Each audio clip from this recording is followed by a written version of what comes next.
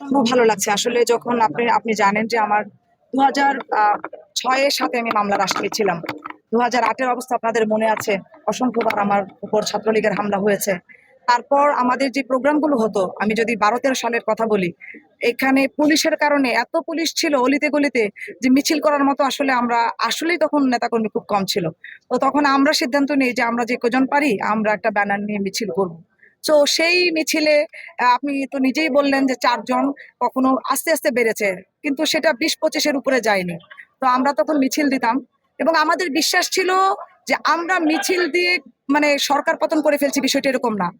আমাদের একটা মেসেজ ছিল আমাদের নেতাকর্মীদের প্রতি যে আমরা হারিয়ে যাই নাই, আমরা যদি নামতে পারি আপনারাও নামতে পারেন এবং সাহসের সাথে এগিয়ে আসেন। এবং সেই সাড়া আমরা কিন্তু পেয়েছি।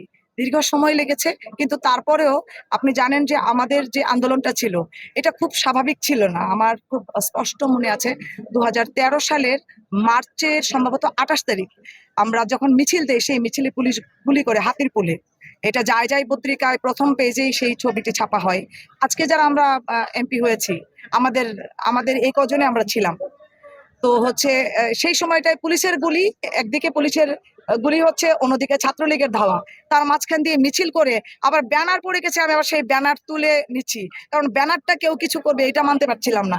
যাই হোক, তো ওই স্মৃতিগুলো মনে হলে আজকে যেই ভেতরে একটা হয় না যে দীর্ঘ বছর একটা কষ্টের পর একটা স্বস্তি হয়, একটা ভালোবাসা, একটা শ্রদ্ধার জায়গাটা আরো বেশি নেয়।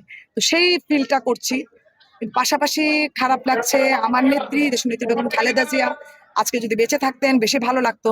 কারণ আপনারা জানেন যে ম্যাডাম যখনই আহ, হাজিরা দিতে আসতেন, ম্যাডামের সাথে আমরা সব সময় সম্মুখ সারিতে থাকতাম।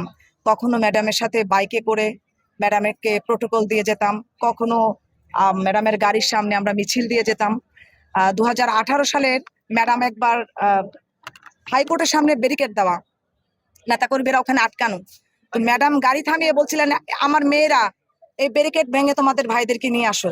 আমরা কিন্তু মেয়েরা খুব কম ছিলাম, মানে ওই ব্যারিকেডটা টেনে সরাতে পারবো এই চিন্তা কিন্তু কখনো আমাদের মাথায় আসেনি। কিন্তু ম্যাডামের এই কথাই মনে হলো যে এক একজনের শরীরে না জানি কত শক্তি হয়ে গেছে।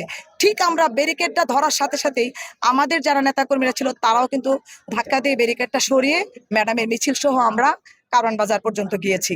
তো মানে এই জিনিসটা ম্যাডাম যে আমাদের উপরে ভরসা করতেন যে আমরা ব্যারিকেড ভেঙে শত শত নেতাকর্মীদেরকে মুক্ত করতে পারি, এই বিশ্বাসটা আজকে যদি ম্যাডাম সামনে থাকতো তাহলে আমার আরো বেশি ভালো লাগতো। তো এই জায়গা থেকে একটু কষ্ট আছে, বাট সবকিছু মিলে আসলে কিছু শূন্যতা কখনো পূরণ হবার নয়, কিছু কষ্ট কখনো হৃদয় থেকে যাবে না। এটা নিয়ে আমাদের বাঁচতে হয়, বাঁচতে হবে। দলের চেয়ারম্যানের পক্ষ থেকে আপনাদের প্রতি কোনো নির্দেশনা আছে কিনা, দিক নির্দেশনা আছে সংক্ষেপে?